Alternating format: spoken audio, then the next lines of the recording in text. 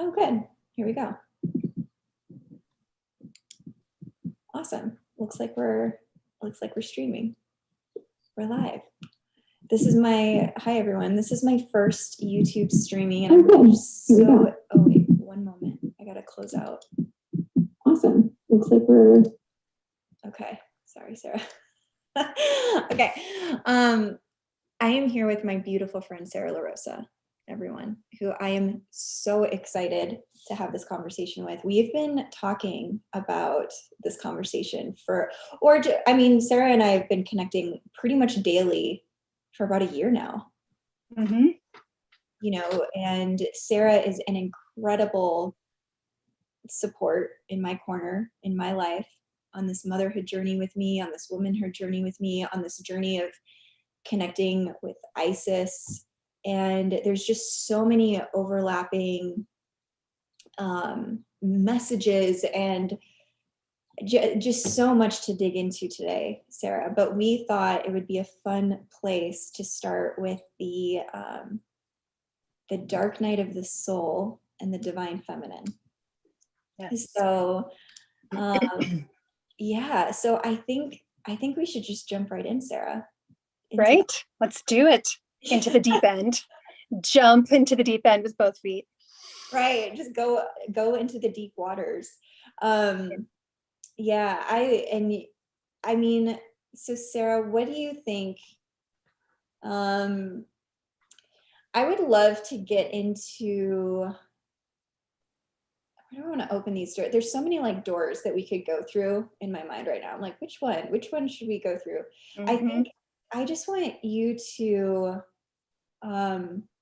let me know, like, what do you think this whole dark night of the soul thing is about? Why do we do that? It's kind of crazy.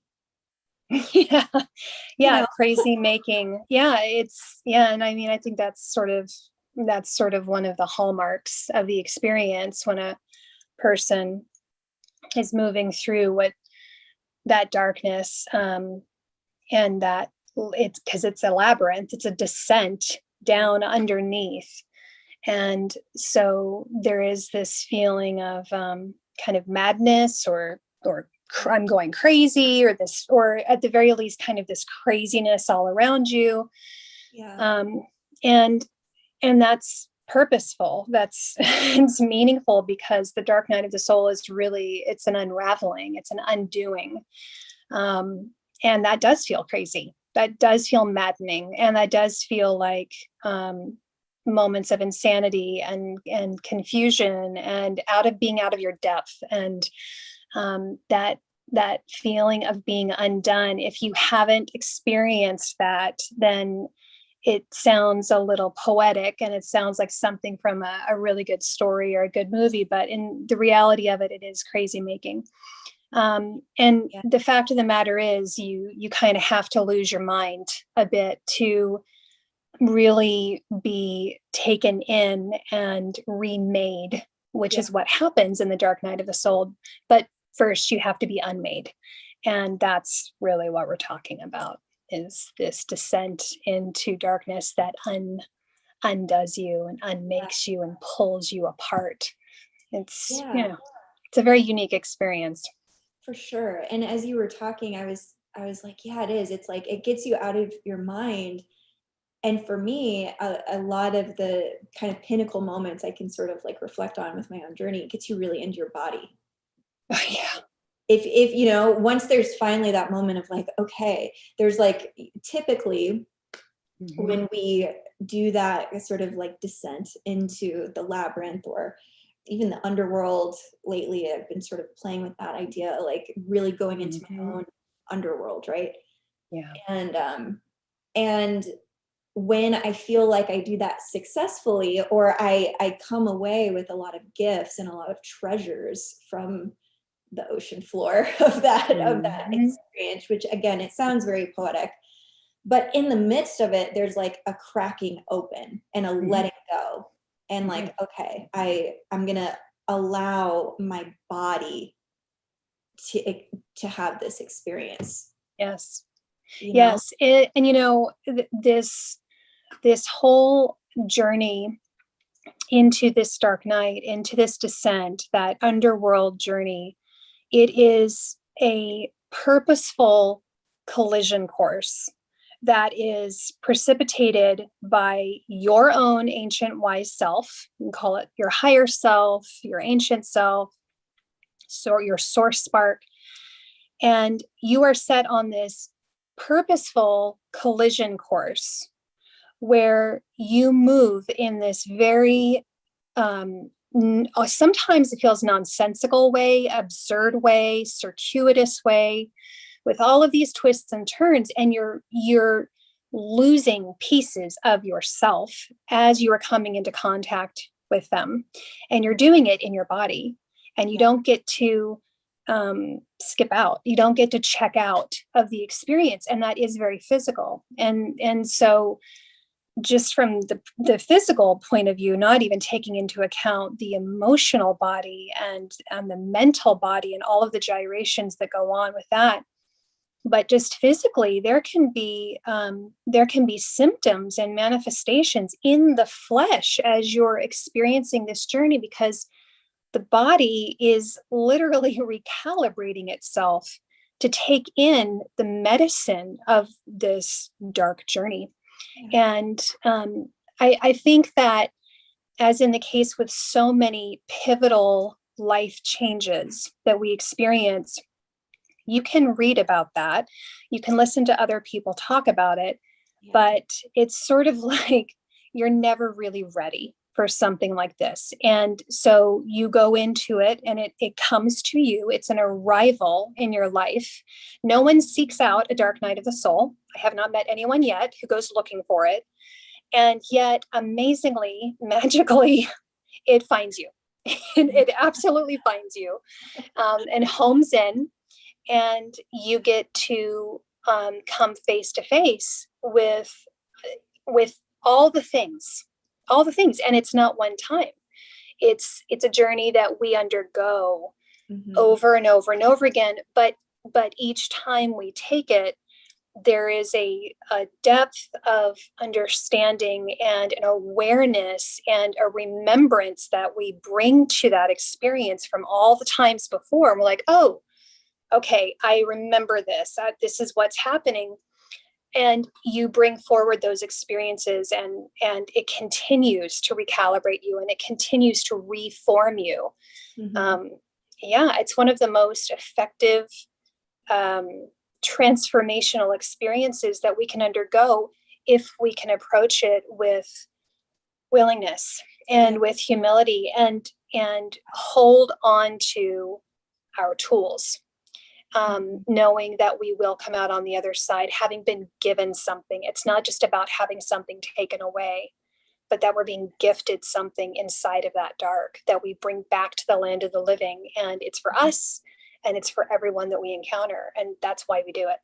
Yeah. And I think it goes back to what you were saying about that there's purpose in it. And I know for myself, that has been the mantra or the thing in those intense moments that I've been able to connect to, like, well, I know that this is happening for a purpose. Yes. There's always a purpose. And so I love that you were really touching on that, because I think the more that we accept that, the more that we can accept, oh, there's a purpose for all of this unfolding in the way that it's unfolding within me, in the way that this is feeling, in the way that this is presenting itself. Right. When you really do start to integrate and understand with humility, that there's like, okay, I know this is happening for a reason.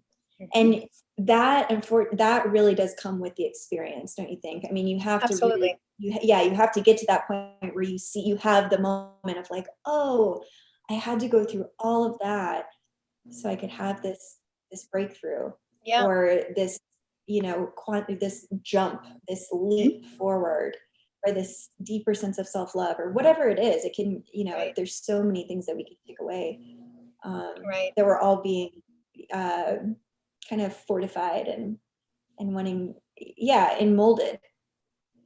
We Um, we we meet ourselves through this, and we see ourselves in this. This is the ultimate mirror work. The dark night of the soul. I love that phrase, and it's frustrating that it's become so trivialized, because it's such a beautiful visual when we think about what the soul actually is, and that it is light, that, that it is energy, and that there's this darkness around the soul. And but what that offers up to us is a mirror, that there's no other light that is available. All of the lights have been turned off, and we're in this empty space. And so the only light accessible to us to be able to pick our way along is the light of our own soul. And it acts as a mirror, it acts as a flashlight, it acts as a lantern. mhm. And so it's really important in those really dark moments, if nothing else, to hold on to that idea, because this is where we can come into a much closer and much more intimate understanding of what it is to actually trust ourselves. Because in the dark night of the soul, there's one of the first things I think that happens is we are disillusioned. And we throw that word around. It's come to mean a lot of things. But in general, when a person speaks about disillusionment, they're really talking about how they had this sense of trust around something or someone, and that has been shattered. And so it's a feeling of being robbed. It's a feeling of having been taken. And yet, if you really look at the word disillusionment, you're removing the illusion. And so you are now better able to see what is actually in front of you, what is actually the truth, what is actually the reality, and then make your decision from that standpoint. That is a much more adult, much more aware, much more stable place to base our decisions and determine like whether or not our feelings about something or our desires around something are going to be helpful and useful to us, or whether they're kind of in the way, or that they've served us but now it's time to let them go. So one of the primary medicines of this dark night is to disillusion us. It's to remove illusion from our eyes and to help us shed that.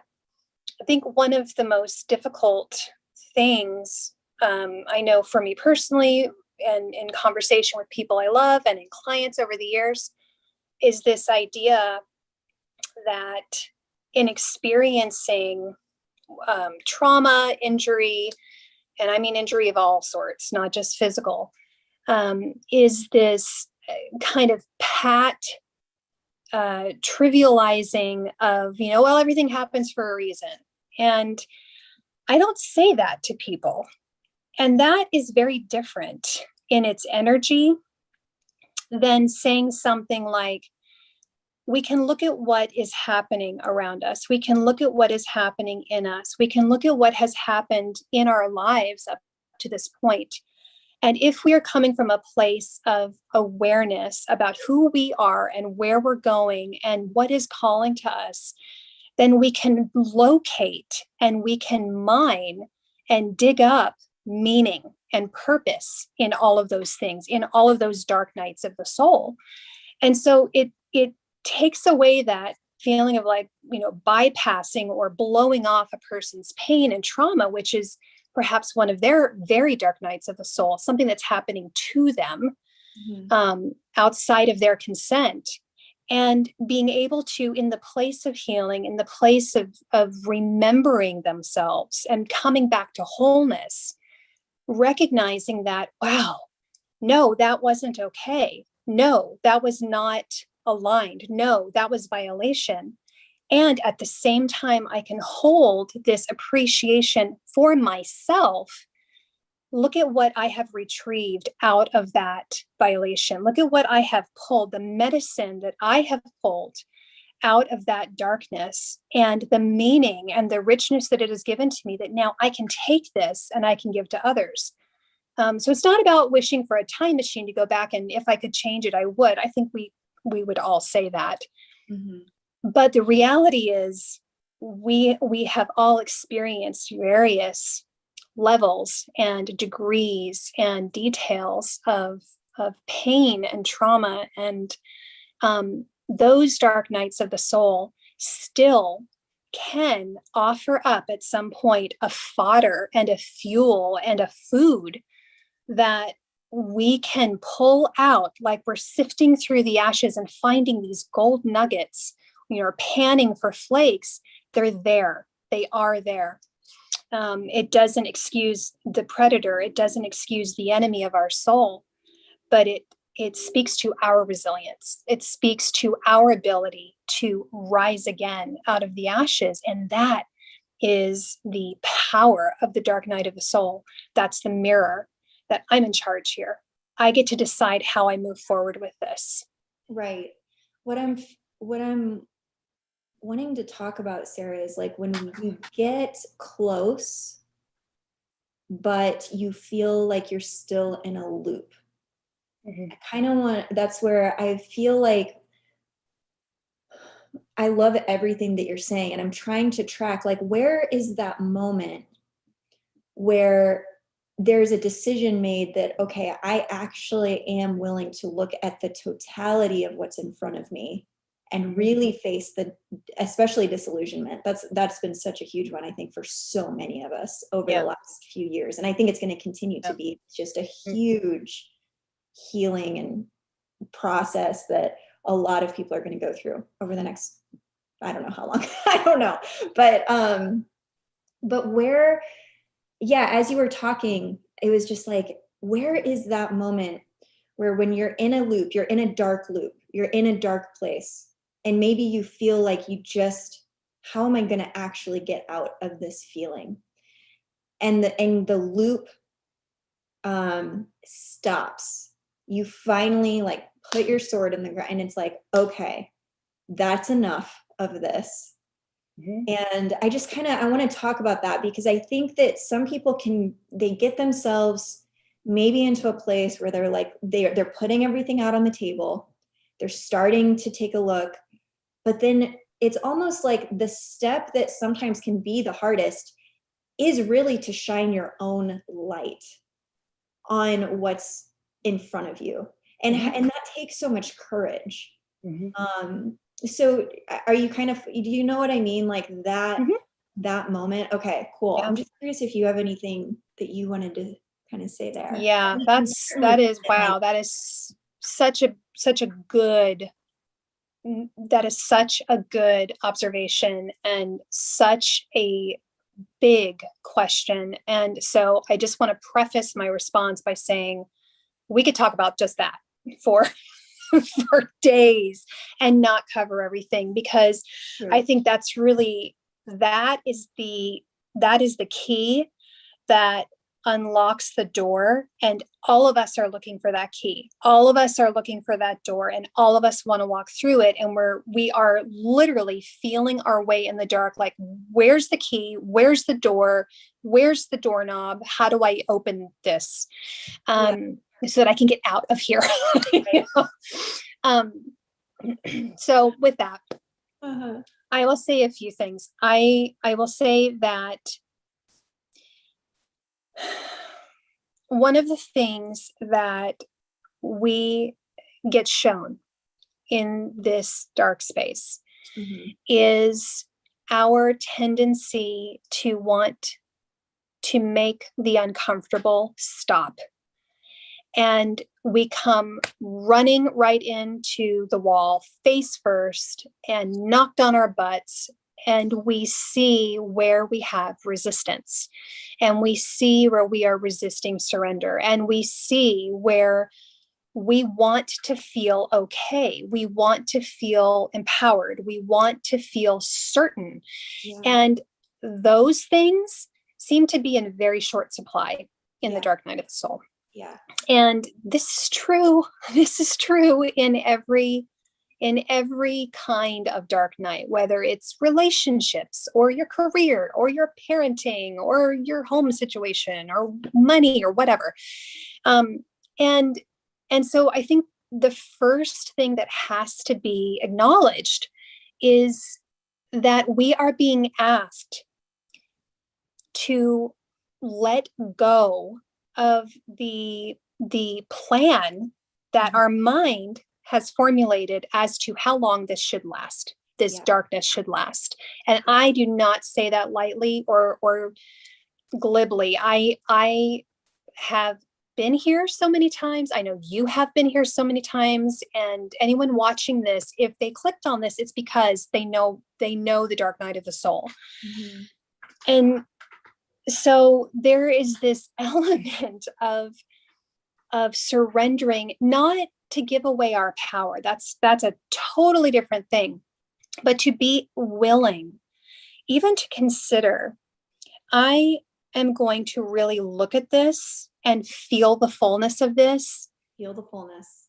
And I don't know when my feeling about it is going to shift. I don't know when the external details will shift. I don't know how I will move out of this. I'm choosing to trust. I might not feel like I trust, but I am making a decision, and I'm saying out loud that I am choosing to trust that there will come a moment where I am going to know, and I will have the key, and I will know where the door is, and I will be able to feel my way through that. So that's part of it. And then I think, what comes naturally after that is that there will be a moment. There always is a moment where we are presented with, it's like this spark of light. It's that sword of truth. It's that aha moment. And it can be really quiet. It can be really subtle. It's this tiny little flame. And that's our moment. That's our moment. And to choose bravery and to choose courage and to say, this is what needs to happen. This is what I want. This is what is aligned with my soul. This is who I am. And I must become her. I must become that. And in all of the undoing that happens in that dark night, we are not magically gifted with this sense of, I'm going to do this and it's going to be great and everything's going to fall into place and I feel fabulous about it. It's very much not that. It is very much this sense of longing. And it's not a longing to escape the hard. It's a longing to become who you're actually meant to be. And when we're willing to really feel that and to imagine that we could do that and be that, and then make even the smallest step towards that direction, then all of the power and all of the winds of the universe come flooding in and rushing in, and it begins to blow the cobwebs away. It begins to blow that foggy feeling away where you just weren't sure up until now, like, how am I going to do this? How am I supposed to do this? How am I supposed to move forward? But that's the process. And this idea of the loop, I think what's really important to understand about that is we can feel when we're in that place, like we're cycling, like a hamster on a wheel, and we're just covering the same ground over and over and over again. And I'm not going to say that that doesn't happen for people. Of course it does. And I've done it myself. However, there is a difference between cycling and circling over the same ground over and over again because you've dug your heels in and you don't want to be changed, and the labyrinth, the spiral. And when we're talking about this dark night of the soul where you're being undone, you feel like you're going in circles, but the turns are becoming sharper and you are getting further into the center. So it's more of a spiral than it is a circle. And and you're going to keep running into those, oh, it's this theme again. Oh, it's that milepost again. Oh, it's this relationship again. But you're further in. You have more knowledge, you have more insight, you have more embodied understanding of what the heck is going on. And so you're viewing it from a slightly different, a slightly inner, deeper perspective, so that once you reach the center, now you're going to start spiraling out and returning back to the light again. But that's the process. That's beautiful. That is so my experience, actually. Now that I'm really thinking about some of those moments, right, where Yeah. Yeah. That's beautiful. Mm. And I love that reminder. I love that reminder because I know for myself, I've had moments of just like, oh my God, here we are again, you know? But Yeah. now with what you just said, there's so much wisdom in that and so much relief Mm-hmm. that we can find in that. If we can give ourselves that reminder when you're seeing a pattern again, or you're seeing that lamppost again, or like, oh, I thought I covered this. Mm-hmm. But you're right. It most always is like we are a little bit closer to that center point of Mm-hmm. really of seeing ourselves and finding that light and then working our way out. That's really beautiful. Yeah, and if we're, talking about like, another visual for that would be weeding in a garden. Yeah. And, some weeds, they're super easy to just yank those puppies out and you got the root and all the little tendrils and the whole network. You've pulled the whole thing out in one fell swoop. But we all know if we've ever spent any time weeding, that some of those weeds, some of those invasive plants that are not native to the local soil, or the ones that like to just take over and kill everything else in your garden, they require a lot more work. Mhm. And you got to pull out the shovel and you got to wear the gloves and they might be prickly and it could take a lot more time to get down really to the Yeah. root. Otherwise, they're just going to keep sending up shoots. Right. And so that's another way to look at this, that, Yeah. you can pull all the green Yeah. from the surface of the soil and it looks like you've weeded your garden, and yet a week or two later you've got the same garbage coming up, and you think, well, I thought I addressed this. Yeah. And, so that descent process is really a process where we ourselves go underground and we seek out the roots. So everything looks like it is thriving and the same on the surface. And this is the other thing. Anyone looking into your life, they may not understand. They could be looking at this at you and think, well, what is she even talking about? I totally don't get it. There's a disconnect. You, on the other hand, you're underground. You are covered in soil. You're blinded, and you've become this mole person, and you are seeking out the very tippy bottom of that root system, and that can take time. It certainly takes an intimacy with yourself and with the ground and with the root of that thing you're seeking to Yeah. get out and to heal from and to address, that no one else is going to see. It is a very solitary, very sometimes isolating feeling process. Mhm. It's you and the dirt and your God, whoever that is, Mhm. whatever that is. And that's it. Right. Yeah. Um, okay, so I was being shown the sword as you were talking.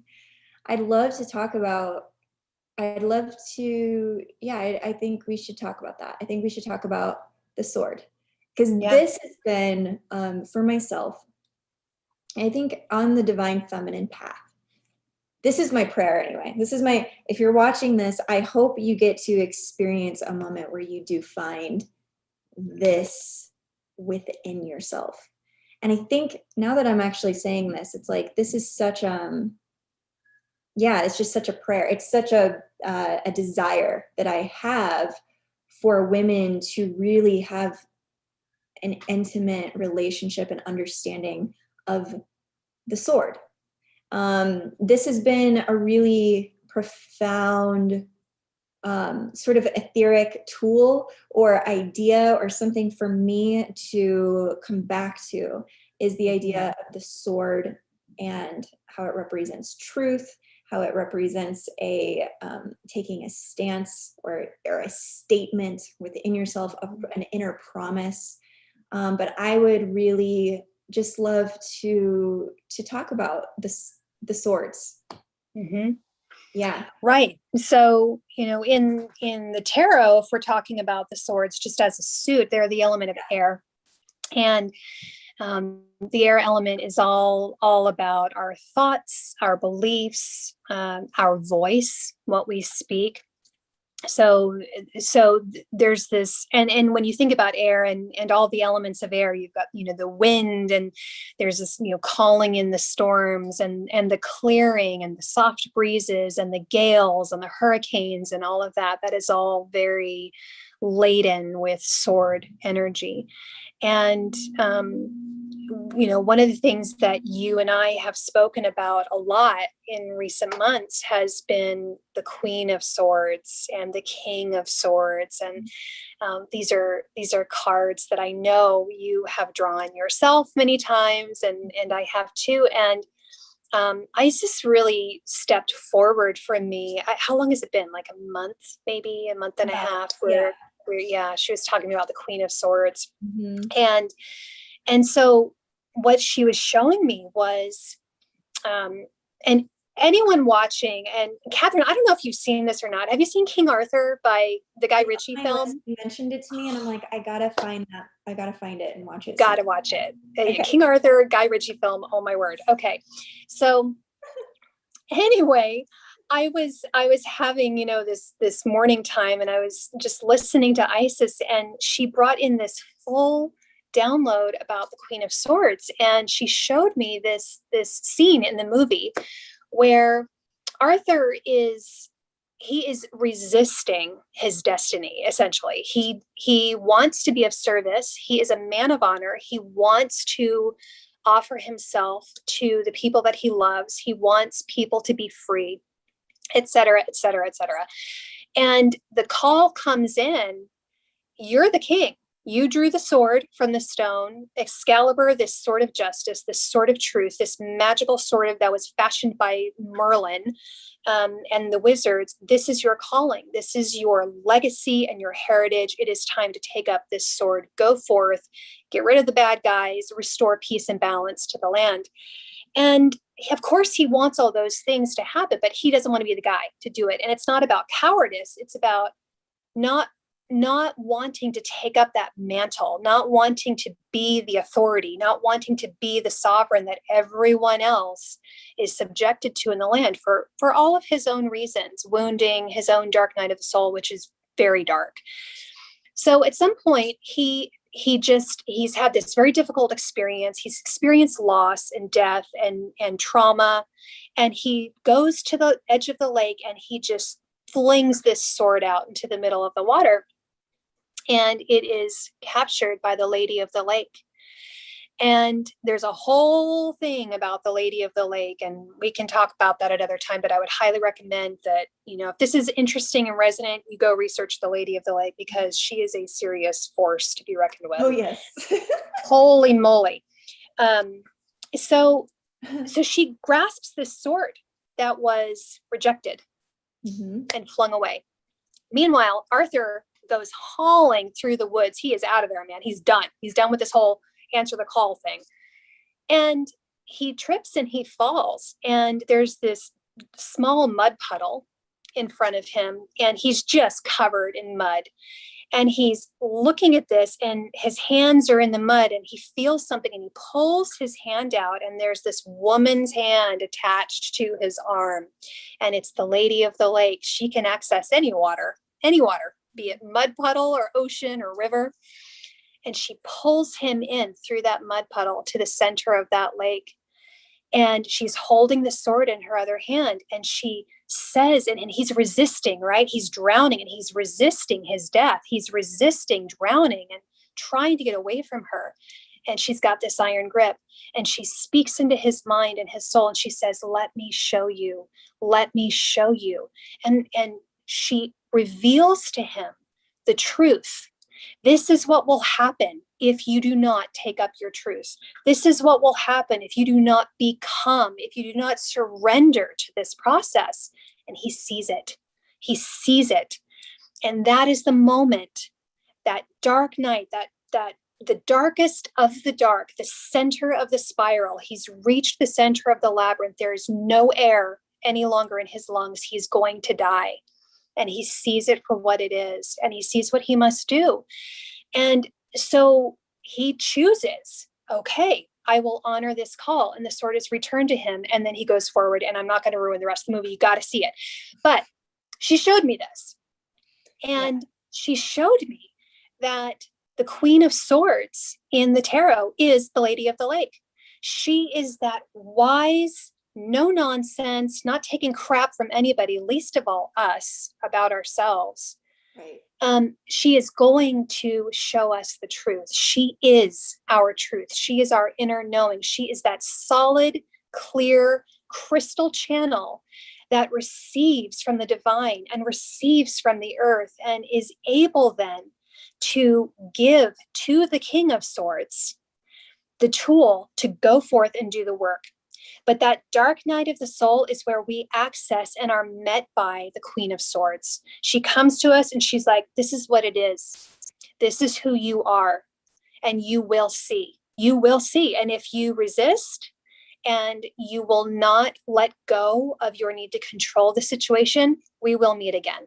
We will meet again, sister. And and it does happen that way. It totally does. And then you have this moment eventually, hopefully, and it's a choice. Again, it's all choice. We live in a free will universe. Mm-hmm. We all get to choose. We're all accountable to our own truth, where we decide to take up that sword. And that sword is a highly versatile, multifunctional. It is like the Swiss Army knife of the universe, that sword of truth. It accomplishes and achieves so many different things. But before we can use it out in the world, we have to reconcile with it.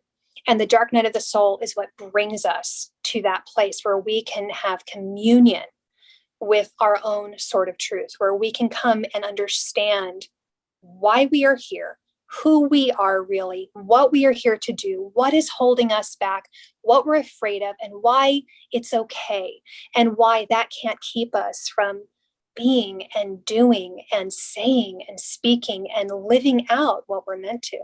Yeah. It's a powerful download. It's really powerful. I'm so glad you heard that story. I wasn't sure if you were going to go into the full, Queen of Swords and Lady of the Lake, but I'm so glad you did, because it's such a gift to really internalize that, like really to do that truly. I mean, know that there's that much support on this journey. And that's where I know for myself, I've had moments of humility, right? When you're faced with that Queen of Swords and she's piercing into your reality and showing you the truth of who you are, and this other dark, parallel, sort of twisted truth that you're telling yourself that you are, right? She's making it very clear. And for myself, it's taken humility to say, okay, I'm going to look at her, and I'm not going to look away. Yes. I'm going to listen, and I'm not going to freak out about it. I'm not going to respond with all the reasons why that's not correct. That can't be correct. That cannot be correct. You must have mistaken with somebody else, because I've set my life up in this way and I've been guided to do all of these things. And it becomes a really quite an invitation to humility, to take that sword. It really does, because then you're coming to terms with a lot of the lower self, the ego stories, the wounded feminine, that's telling you why you don't want anything to do with that sword. You don't want anything to do with that. You don't need a sword. In fact, maybe you need a man. Maybe you need something else that's not that sword, right? And so I really love that you shared that story, because when we can really internalize that, and when we can really apply that, and you can be in those moments of needing to make a pretty significant choice about what you believe, or who you're going to spend time with, or how you're going to express yourself, what invitations you're going to accept or decline. All of those day-to-day decisions, now that sword gets involved.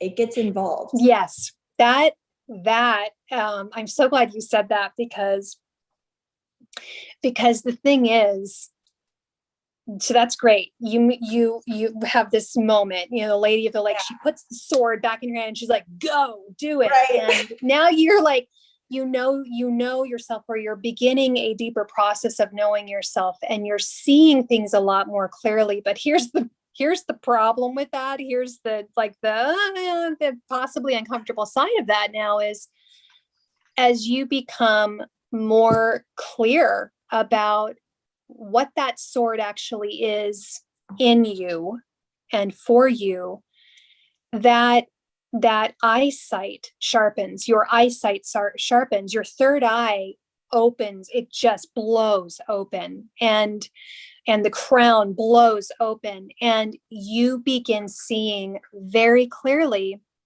what is happening around you. Yeah. And where it is not in alignment for you. The accountability on your mouth, on your tongue, the accountability around what you put your hands to, the accountability around your thoughts, and what you are taking in to your body, whether it's food or beverages or just information. The way that you interact with people professionally, personally, the content that you are consuming online, every single thing gets affected by this sword. Every single thing. Nothing is off limits. Nothing's off limits to the truth. And so you become accountable to that. And that doesn't have to be a terrifying thing. It's a very sobering thing. And this is growing up. This is becoming goddess. This is becoming, moving out of childhood. And, like I grew up in the South. And so, we always said having this come to Jesus moment. And, that was having a sit down and you're getting set straight. And when you allow yourself to get set straight, which is another aspect of the dark night of the soul, then everything that you come awake to, everything that you come back to, the sheen, the illusion has been torn off. It's been rubbed away, and you start seeing things as they actually are, not the way you experienced them before. Yeah. There's a clarity that comes in. And I know for years and years and years, I would, in prayer and in meditation, beg, please give me clarity, and that was one of the number one requests from my clients over the years is I need clarity. Now I'm a lot more careful in that request, because now that I've had this experience where I have been approached by my own sort of truth, if I ask for clarity, it's there. And now I'm accountable to it. And that's the nature of truth. I think what you just said right there is probably what keeps people from going all the way, is the accountability. I think that we are afraid of accountability. I think that I think that has been something that our society has really strongly suggested that we just don't need to have anything to do with. We don't need to be accountable. We don't need to be proactive. We don't need to be, it's just like the list goes on. And I think that leads me to having a deeper sense of reverence and respect for the divine feminine within myself, for the spirit that we are. It really kind of helps, like when you get to that point where you're looking at accountability, and you're looking at, I love that you brought that up with the clarity. That's so I know exactly what you're saying with that. And what I just think that naturally leads into is like, well, how devoted am I to, I don't know, to the process, or to how reverent can I be? How respectful can I be? That I am so much more than just this experience and this body. you know, and really being in a relationship with spirit. I think it takes, and that, what I'm saying right there is so much of, I think, what it means to like, to become a woman, Yeah. you know? Yes. Yeah. Yes. And this is divine feminine work.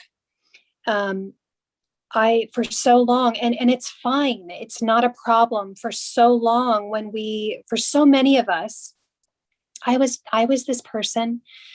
When you are first introduced to this phrase, this title, divine feminine, sacred feminine, goddess, she with a capital S, her with a capital H, it is this exhilarating tonic. It's like honey on your tongue. And I was so starved for her. Yeah. I was so hungry for her beauty and her richness. And in the beginning, it was just like drinking soda, which I couldn't get enough. It was this beauty way, right? And the consciousness around that was so lush, and it was Earth Mother and abundance and the Empress and all that.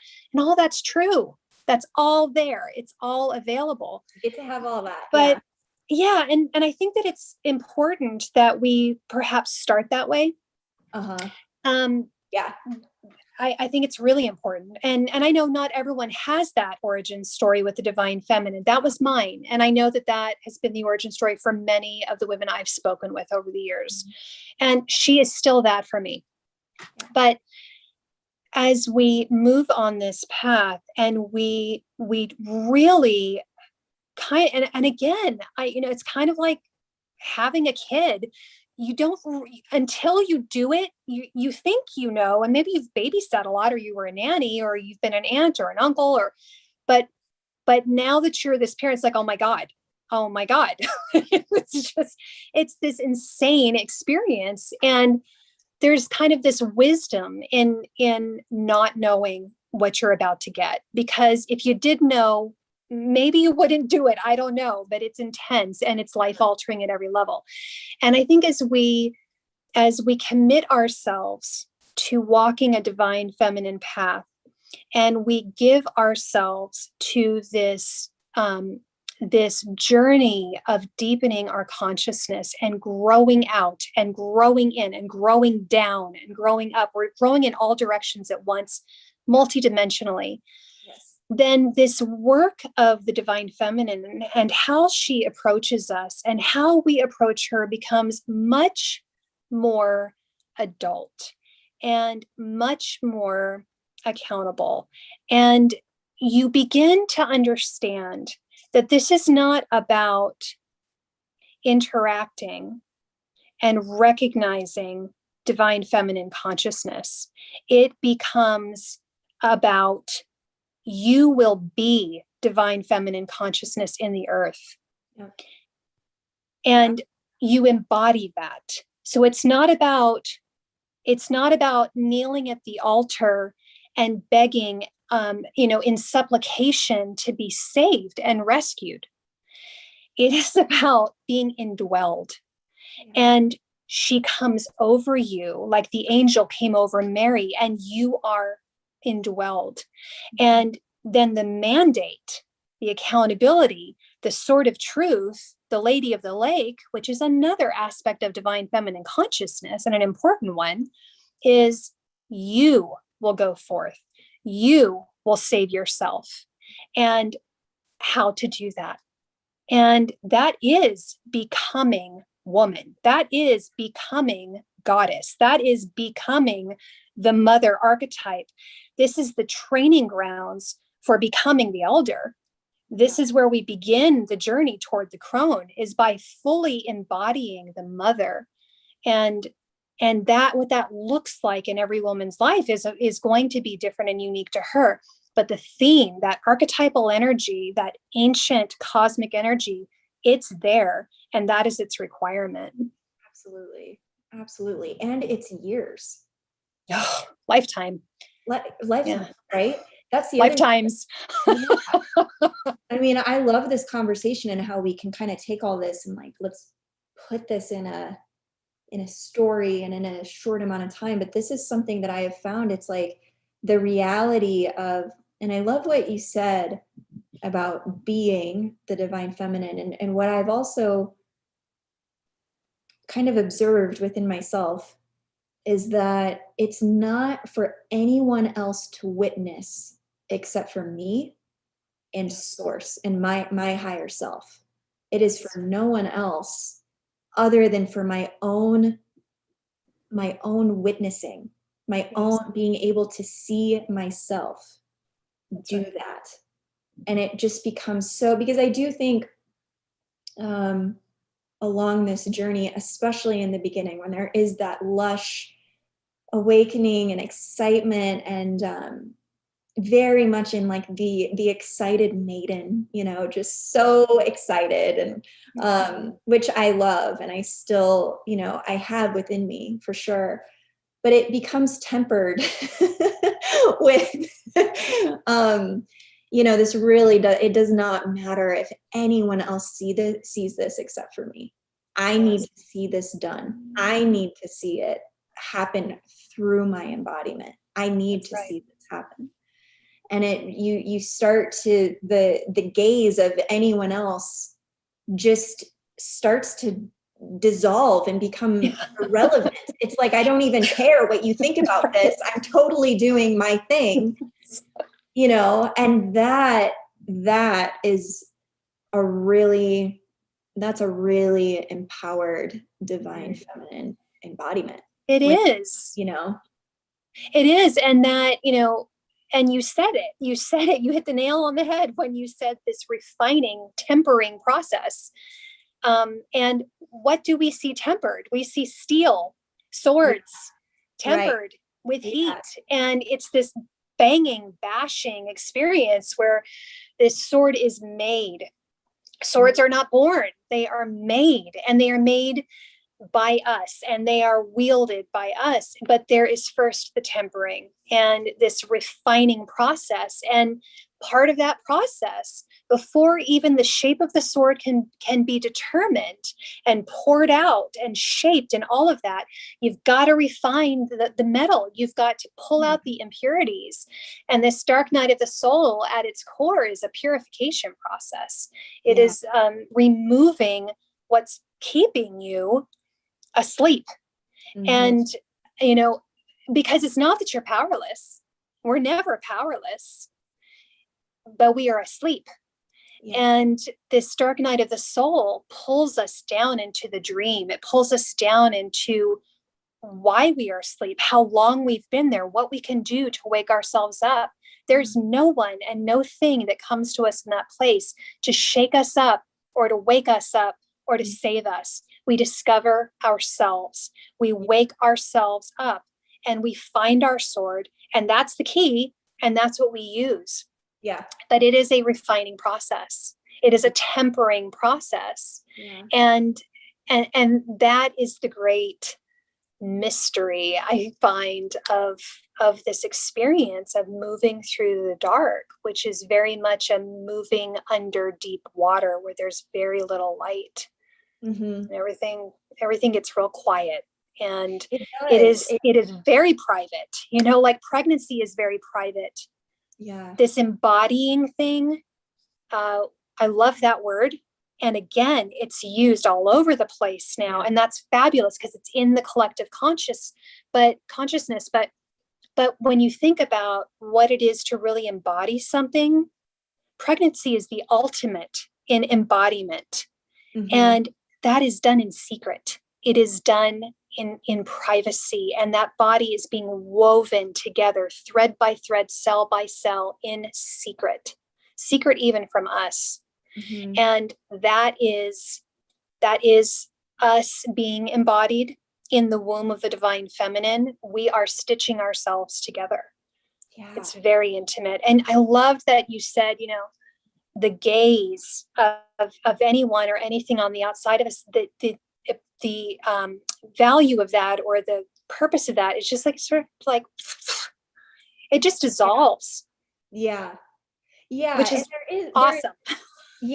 And I mean, to counter that too, because to be witnessed, especially like in the year that we've had together, Sarah. I mean, like Yeah. when you and I when consciousness can be seen, it is powerful.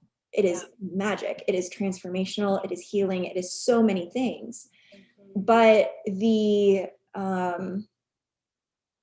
I've got to say the moments that have probably been the biggest mark on my journey have been those moments crying in the shower or whatever it is, where I'm seeing myself. I am seeing what I am moving through. I am seeing what I am about to say yes to, and I don't want to. But I am doing it, and I am watching myself say yes or say no or make a decision and use my truth, right? And it's like that right there, I just feel like that's really helpful.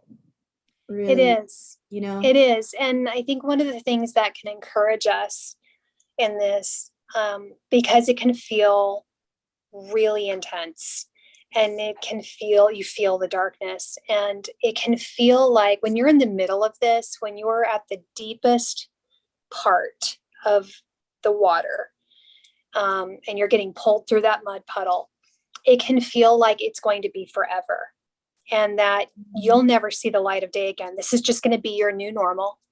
And this is just who you are now, this, mud creature. And,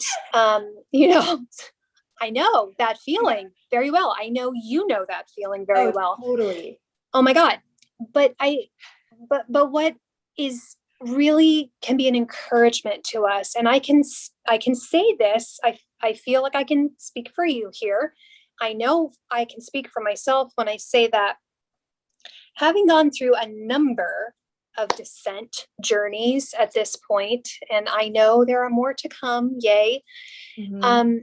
There comes this place where you may be crying in the shower, you're huddled in a fetal position on your bedroom floor, you're exhausted, you just feel bloodied and battle weary and hacked to pieces. When you begin to receive that Lady of the Lake medicine, that sword of truth, that Queen of Swords energy, and you begin that embodiment process, this magical thing happens. And you discover in a more real, tangible, physical way the witness self, the observer self. Yes. And you said it. You spoke exactly to this when you were talking about, like, in the shower crying, and I see myself making these decisions to be accountable, to move into a deeper alignment, to go here, to go there, to end this, to stop that, to begin that. You really do all of a sudden, and I say all of a sudden, and that's relative, but it does feel very quick.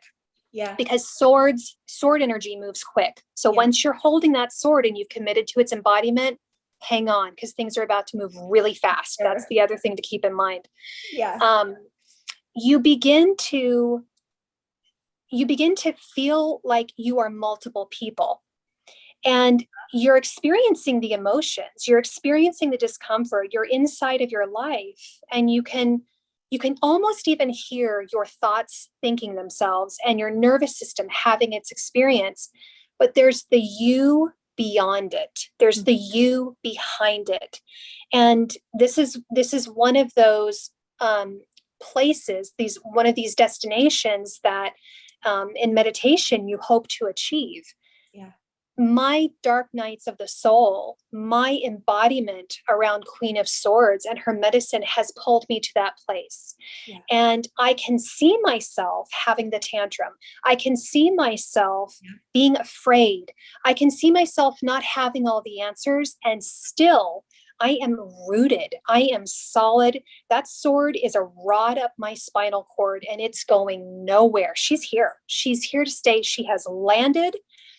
And she's here.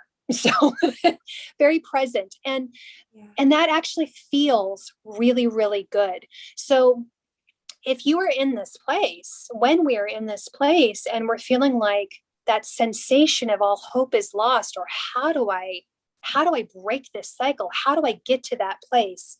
Just know that the sooner you're willing to look at the truth, the sooner you're willing to surrender into that process and allow that Queen of Swords medicine to really enter you, and then you make a conscious, sometimes out loud commitment to coming into alignment with your own channel, things start moving very quickly, and you begin to sense and then experience fully this observer self. And she is that higher self, that overlighting energy that says, baby, not only are you going to get through this, but I'm proof that you did get through this, because we are the origin story of our higher self. We are the origin story of our wise ancient self. It starts here in the mud. Yeah. Yeah. Let's talk about that origin story. Cause I almost can hear, it's like, what, whoa, what's that? Like, what is that?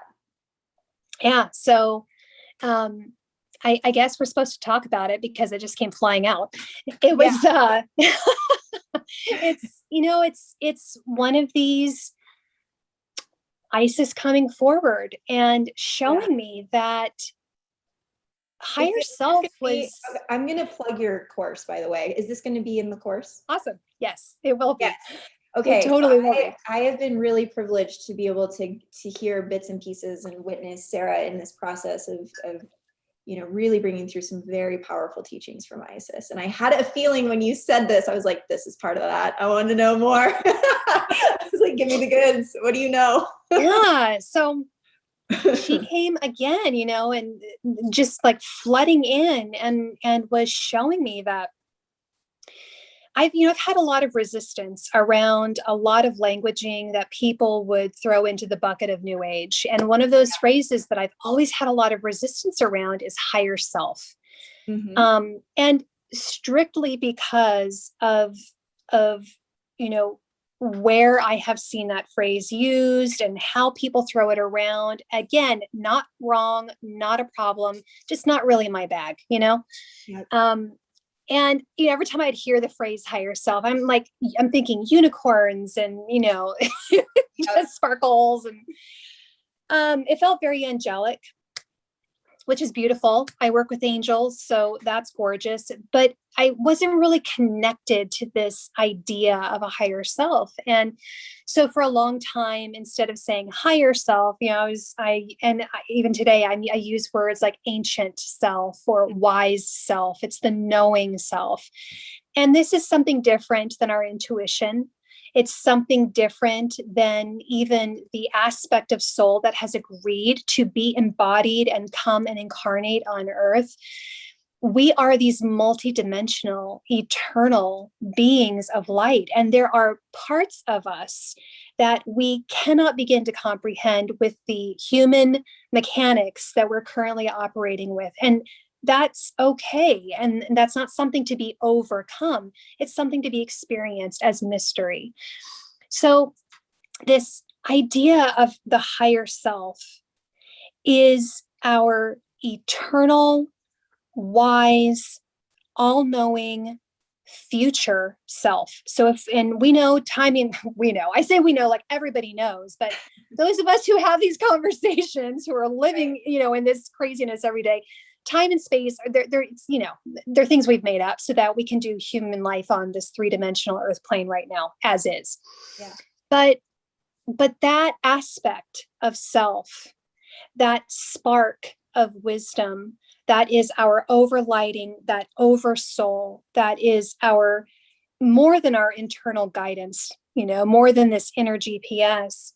She is our future. She is what we are currently making, not what we are striving to become, not what we are seeking to connect with. We've got to stop thinking about it that way. We are weaving her. We are making her. We are becoming her simply by doing and being and living right now. We are her origin story. All of these lifetimes, all of these lessons, all of these containers that we have chosen to place ourselves into, to experience the contrasts of light and dark and good and bad and evil and wisdom and kindness and compassion and pain and suffering and bliss and all those things. They are developing her. And again, she is being embodied. She is being made by us. And it is happening in secret. We do not see her as this being that steps forward and says, hey, I'm your higher self. But we can sense her. We can sense her beingness. We can sense her embodiment and her wisdom and her vast understanding, first of all, of where we're coming from in this moment, because she remembers. She remembers. Our present is her distant past, if we're going to think in those terms. Mm-hmm. So as a tool, as a resource, as a really embodied understanding of what our sword of truth actually is. This is a little mind tilty here, but she is our sword of truth. It's her. Yeah. We are holding her in our hands, and she is what comes and brings forward to us what comes next. We can seek her out and listen for her wisdom, because she's got all the answers. She knows what to do. And she can look back on us, not like, oh, sweetheart, I know it's really, really hard, but don't worry, you have me to look forward to. No, she looks back at us with reverence. Mm-hmm. We are her ancestor. Mm-hmm. She is our distant descendant. Mm-hmm. She is what we are moving towards. She is what we are making and becoming. It's a glorious transmission. It is an encouraging transmission. It is a 5D transmission. It is not about seeking out deity. It is about embodying and communing with and becoming our greatest, most compassionate, most enlightened self, and not in the way of avoiding reality, but in the way of absorbing it and making it part of our story. It's the most glorious story ever told. It's our becoming and transformation. Absolutely. You know, what you just shared, wouldn't that be helpful to know before you take on a mentor relationship with such a master such as Isis, and maybe it's meant to be that way, right? Maybe it's all perfect, of course. Yeah. But as you're talking, I was like, that would have been really helpful to know like 7 years ago. And like she's just sitting back there and she's like, gotcha, Totally. Right. Totally. Yeah. Because that's the thing, right? I mean, even so this altar behind me, I was creating this altar just recently, and I'm getting it all set up, and I'm putting Isis there. Of course, I want her like at my back, and and I'm looking at it, and she's like, this is a mirror, right? Your altar practice. These are mirrors that you build. Oof, just got chills. Into, right? She's all about the mirroring, right? That's one of I'm constantly in that reminder that Isis gives, is like, these, and it's such an interesting time this year specifically. Just stick with me. I don't know why we're going off in this direction, but it's just, I love what you just said. To be the prerequisite, almost, sort of information needed before tuning in with other masters, other beings of light, star family, because the whole idea with that, and I personally, I have this dance that I do of wanting to almost introduce my divine feminine practices, mm-hmm. because I want it to be so clear that this is a mirroring practice. This is a mirroring practice, because we are the ones. We are the ones. We are here to get to know. Yes. It's right here. But there's support. There's there's angelic support. There's so much support. Oh my goodness. But always to come to that training ground or to that altar or to that meditation with a clarity that this is really about you and Yeah. you.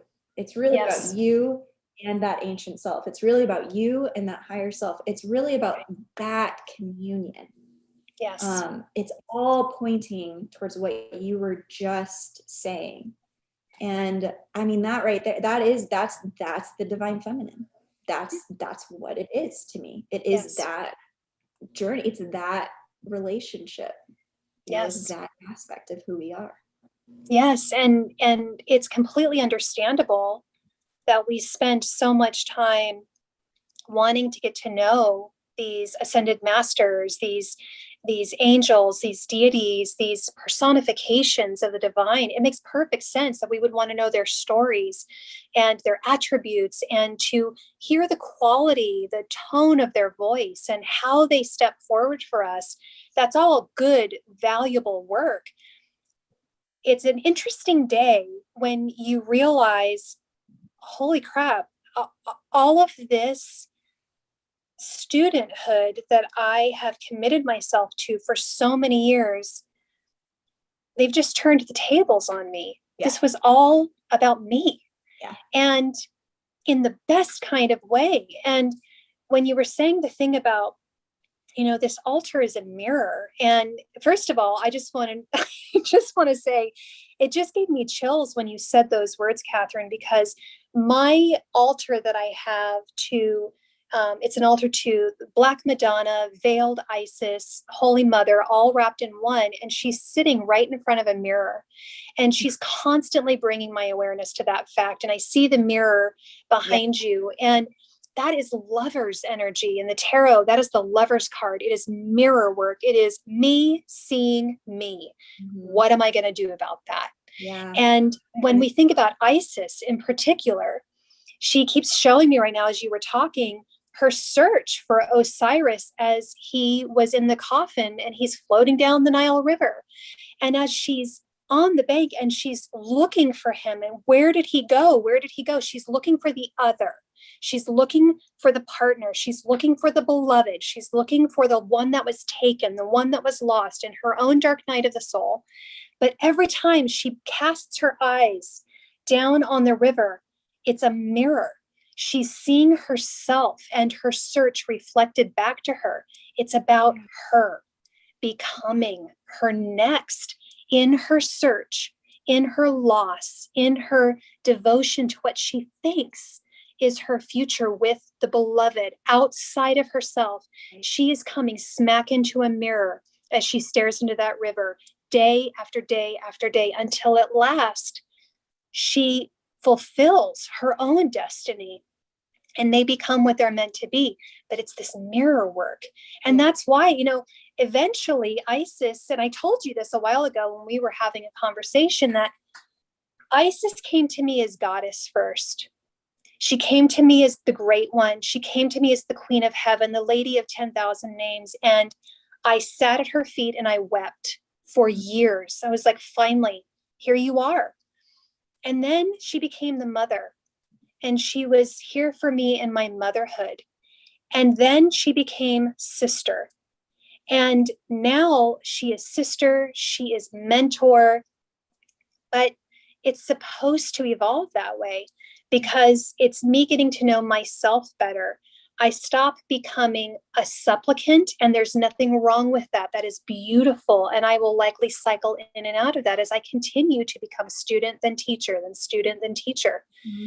But we move out of that supplicant status and we move into she who holds the sword.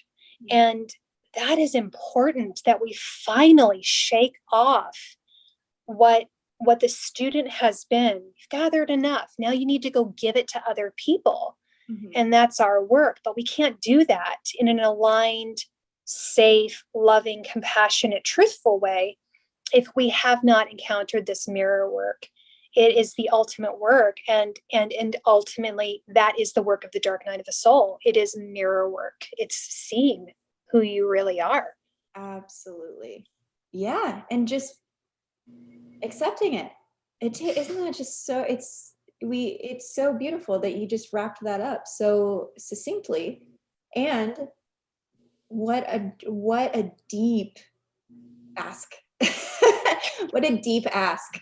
Yeah. The Yeah. planet we're on and the reality that we're in and what we're born into and everything. And it's just like, it is a simple request. It is a simple request, but man, it takes all of us. It takes all of you. It takes all of you. It takes the full yes. And nothing less than that will That's right. work. Nothing less than that will work. That's right. And your inner Queen of Swords will know if you're holding back. Oh man, does And she? every little donut container that you hide under your bed that you think she's not going to see, she's going to find it. Right. It's going to be plopped down on your dinner table. I mean, let's talk about the donuts, baby. You know, there's nothing that's hidden.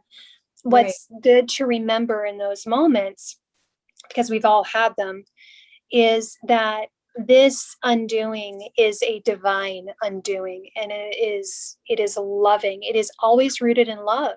And this is how we make ourselves what we are meant to be. And that is why we agreed to come here. Mm-hmm. We're here to live, and we're here to love, and we're here to experience all of the beautiful spectrum of human existence. And we are here to be what we are here to be on the earth at this time. It is not a coincidence or an accident that all of us were born at this time. We are experiencing unbelievable transformational times. Yeah. It's a privilege to be here, and it's also very intense. Yeah. And to be willing to experience these passages in our life is critical. It's critical to becoming who we're meant to be, so that we can bring forward to the collective what we're meant to bring forward. Yeah, absolutely.